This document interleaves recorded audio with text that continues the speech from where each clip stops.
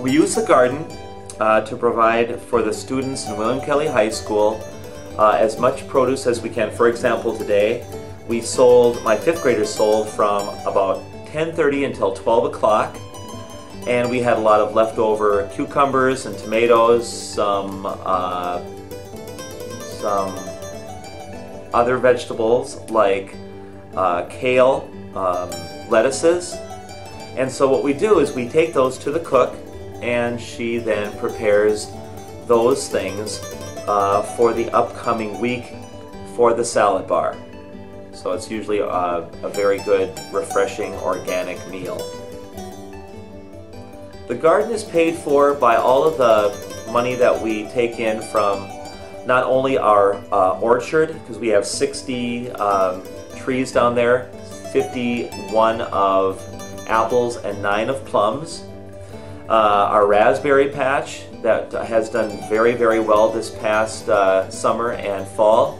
We're transplanting the strawberries from the garden into the area where the raspberries are.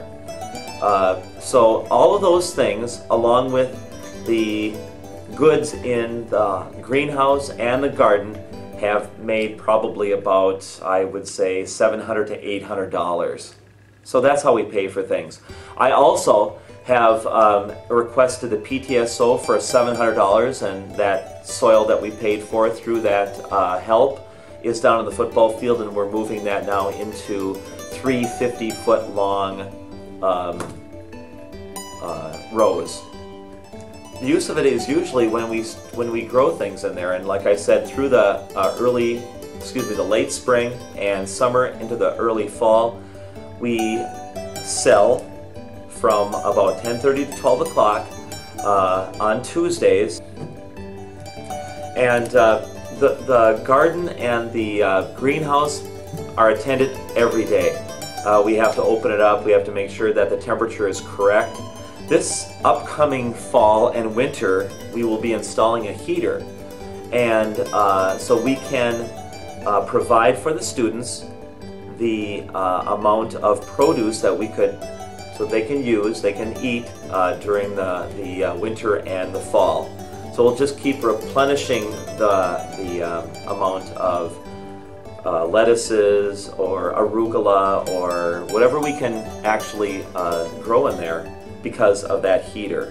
The community has helped out a great deal in providing all the monies that we need to do all these great projects, and we're hoping that we can involve the students a lot more in the process of growing and harvesting these lettuces, and hopefully they can even get into taking over some of the duties of watering the apple trees, the raspberries, monitoring those, and making sure that they have enough mulch and so forth.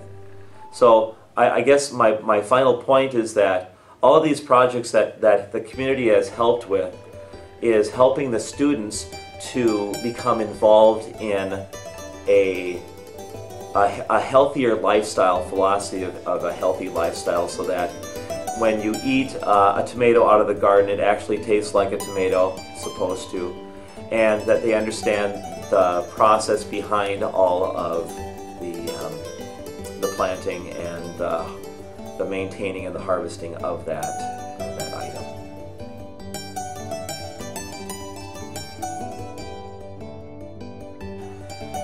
Our school forest site was given to us by the Minnesota legislature 11 years ago. Since that time, we have managed this 40-acre parcel. It is the most expensive plot of land in Minnesota that is a school forest. We have over 1,000 feet of boardwalk. We have an open-air classroom that is a 20 by 20 open-air classroom. We have platforms down in the Beaver Marsh area. We have a number of observation decks where people can sit and watch the wilderness and the animals that are down below. We have probably planted about probably 60 white pine out there that are now doing well because, of course, we're fencing them in. The K through 6 teachers have done a great job of getting their students out there and just believing that the environment as an integrating context to learning is an important part of our school philosophy.